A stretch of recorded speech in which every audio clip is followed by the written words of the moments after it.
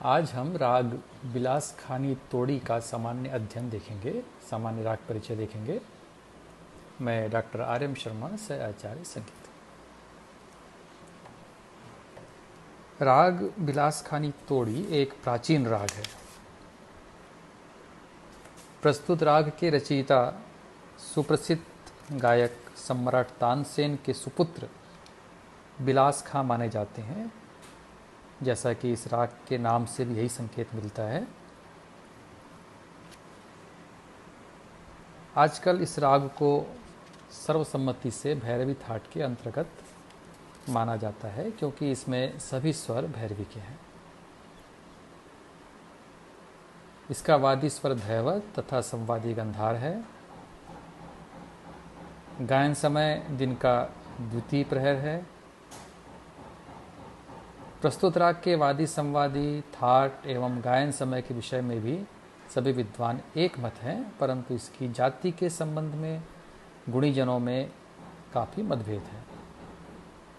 इसकी जाति कुछ लोग संपूर्ण मानते हैं तथा कुछ लोग इसको शाडव मानते हैं। हालांकि राग चलन के हिसाब से इसकी जाति शाडव मानना अधिक उचित है। राग के स्वरूप पर सूक्ष्म दृष्टि डालने से ये स्पष्ट हो जाता है कि जो विद्वान इस राग के आरोह में मध्यम और अवरोह में पंचम वर्जित करके इसे शाडव जाति का मानते हैं, वे इसके साथ अधिक न्याय करते हैं। राग बिलास खानी तोड़ी अत्यंत कठिन होते हुए भी अत्यंत मधुर है। इसमें मींड का प्रयोग अधिक होता है। उत्तरांग प्रधान एवं दिन गेय राग होने के नाते अवरोह में ही राग का स्वरूप स्पष्ट होना उचित ही है। भैरवी राग के स्वरों में ही चलन तथा उच्चारण भेद से बिलास खानी तोड़ी का स्वरूप दिखाना इस राग की विशेषता है। इस राग का गायन अथवा वादन प्रस्तुत करते समय इस बात का ध्यान रखना चाहिए कि मीट का प्रयोग अधिक से अधिक हो और खटका मुर्खी का प्रयोग कम से कम हो, क्योंकि खटका मुर्खी का जितना ही अधिक प्रयोग किया जाएगा उतना ही यह राग जो है वो भैरवी के निकट आएगा। तोड़ी के अति कोमल गंधार को ध्यान में रखकर गाने से भैरवी होने का भय कम रहता है। अति कोमल गंधार लगाने के लिए आरोह करते समय ऋषभ से गंधार को घसीटना चाहिए, अर्थात खींचना चाहिए। इस प्रकार ऋषभ के सहारे गंधार को मींड के द्वारा गाने से स्वाभाविक ही अति कोमल गंधार अपने स्थान से लगने लगेगा। तोड़ी के प्रकार को गाने के लिए सबसे पहले तोड़ी के गंधार को गुरुमुख से सुनकर उसका लगाव व उच्चारण को भली भांति समझ लेना चाहिए। उसके पश्चात तोड़ी के प्रकार को गाने की चेष्टा करनी चाहिए। भैरवी, भोपाल तोड़ी, कोमल ऋषभ, आसावरी, ये तीनों राग बिलास खानी तोड़ी के संप्रकृतिक राग होने पर भी उच्चारण व वर्जित भेद से काफ़ी भिन्न है।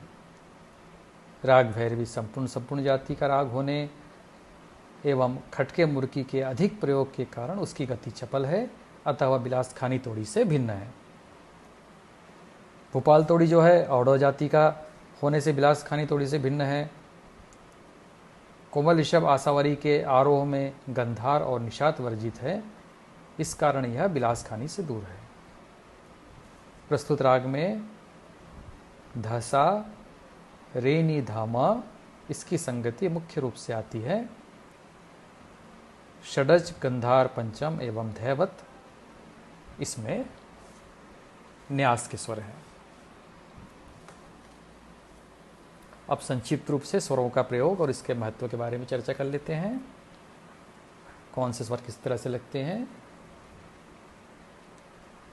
इस राग में पूरिया और मारवा की भांति जो षडज का अल्पत्व है।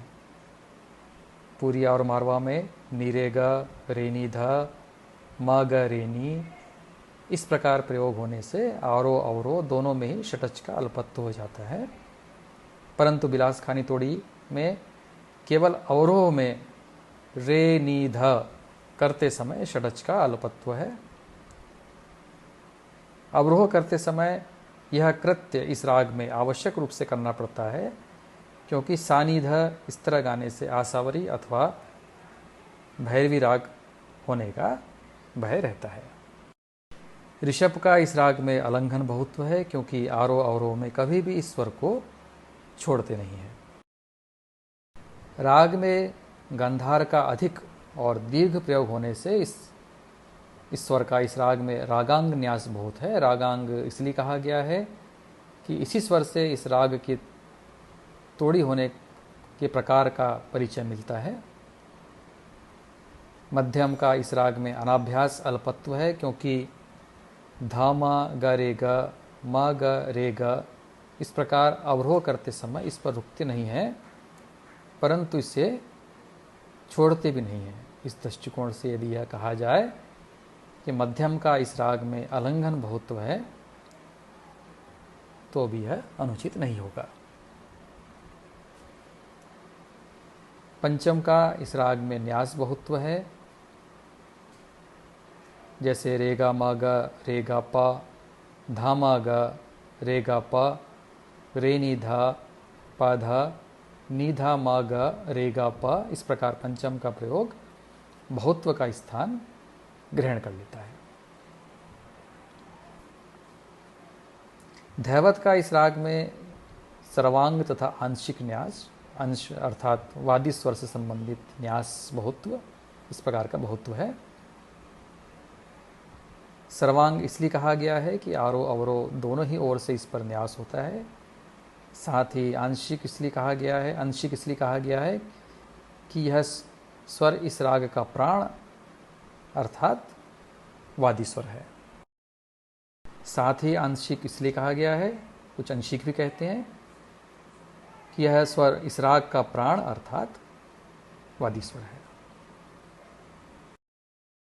और अंतिम स्वर निषाद, इसका अवरोह में अनाभ्यास अल्पत्व कहना अधिक उपयुक्त है। प्रस्तुत राग की प्रकृति शांत तथा गंभीर होने के कारण भक्ति रस के गाने इसमें अधिक अच्छे लगते हैं। कलात्मक ढंग से अपने गायन का प्रदर्शन करने के साथ ही साथ यदि गायक बंदिश में ईश्वर संबंधी तथ्यों का प्रयोग करे तो सोने में सुगंधी वाली कहावत चरितार्थ होगी। राग परिचय के लिए आप अभिनव गीतांजलि पुस्तक देख सकते हैं। इसमें एक एक स्वर का आगे स्वर विस्तार वगैरह किस तरह से लिया जाता है, किस तरह से आगे ताने चलती है, इसके बारे में विस्तार से बताया गया है। पंडित रामाश्रय झा इसके लेखक हैं और संगीत सदन प्रकाशन इलाहाबाद से प्रकाशित हुई है। ये किताब का अध्ययन भी साथ में आप करते रहें। मैं आपको इसका PDF नोट्स भी आपको शेयर कर रहा हूँ।